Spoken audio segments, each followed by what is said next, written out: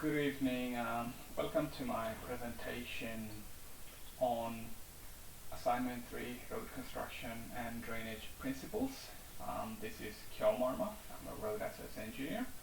Okay, let's go on to the next slide. The focus of the presentation is on the drainage works and early stages of earthworks, road reserve, safety along road corridor, and also the biodiversity management. The road we're considering, that's a two-lane, two-way road, and the length of the road is 2 kilometers. There's some heritage significance in the area, and the biodiversity, like koalas and wallabies and other animals. There's a single cutting, single embankment, and a creek, which requires the construction of a bridge. So the first issue we're gonna explore is the water management, so which entails the management of the moisture in the road pavement.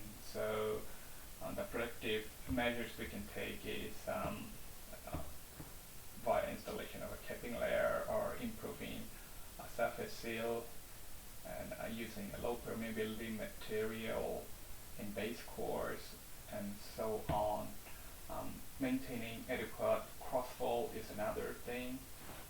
The drainage measure we can take is provision of subsoil drains, table drains, and material stabilization, and gravel gradation,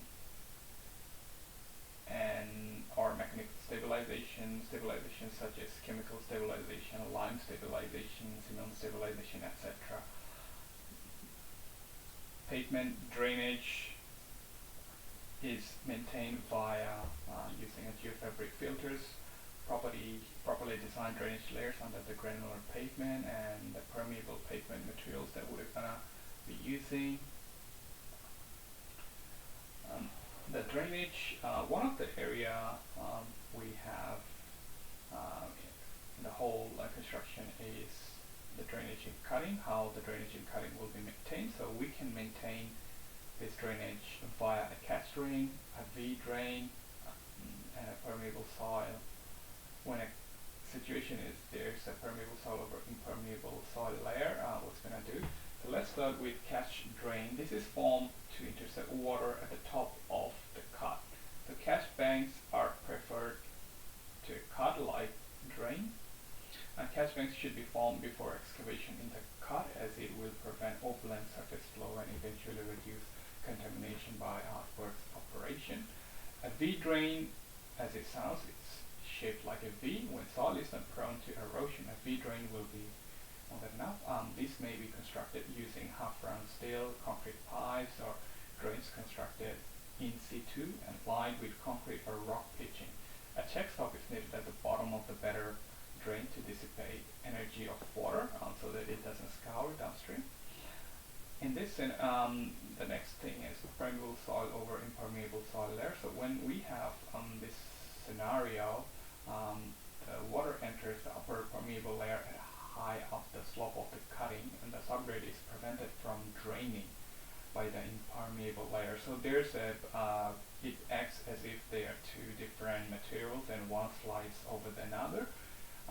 This scenario can be solved by widening and deepening the side drains, deepening the pavement by adding low permeability capping layer so that water does not get into the pavement in the first place.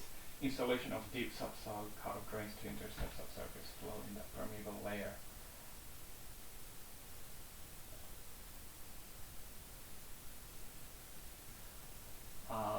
How we are going to manage erosion and sediment control in this scenario.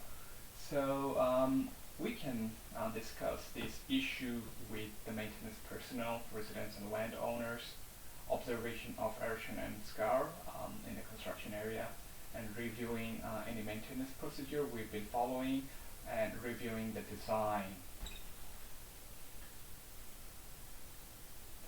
So The sediment movement control can be controlled via construction or erection of silt fence and temporary diversion bank and check drains. So erosion control silt fences are installed to slow down water flow as well as catch sediment within a site. Star pickets with a geotextile entrenched on the soil are used to trap the sediments. Diversion banks direct sediment away and or around construction sites.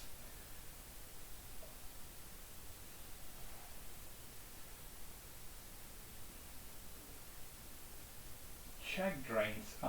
Check dams may be constructed of a variety of materials. It is entrenched into 200 millimeter into ground surface on base and size and securely backfilled. Spillway is constructed over invert of drain with discharge not permitted to flow around ends. Some form of dissipation is required below spillways using materials such as rocks and bags, etc.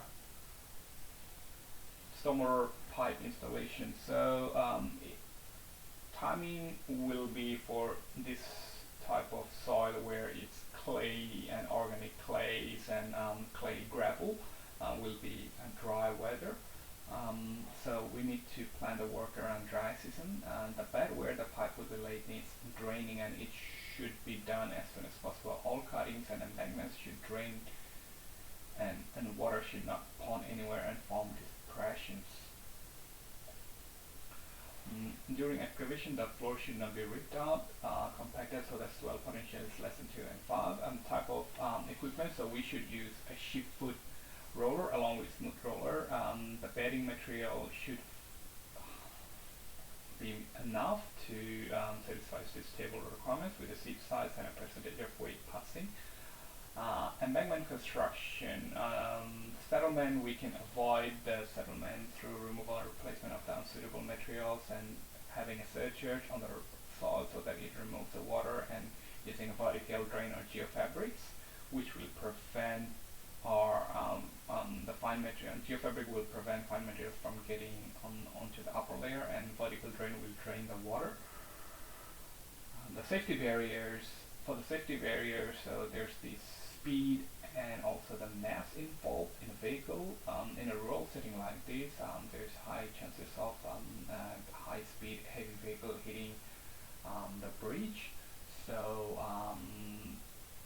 if we consider it's 100 kilometers per hour, so the least we can start is from TL3, which is up to here. It needs to satisfy these TL3 level requirements. So we've proposed to include a wire safety barrier road with a W-beam, tri-beam, semi-rigid safety barrier for the safety of this bridge.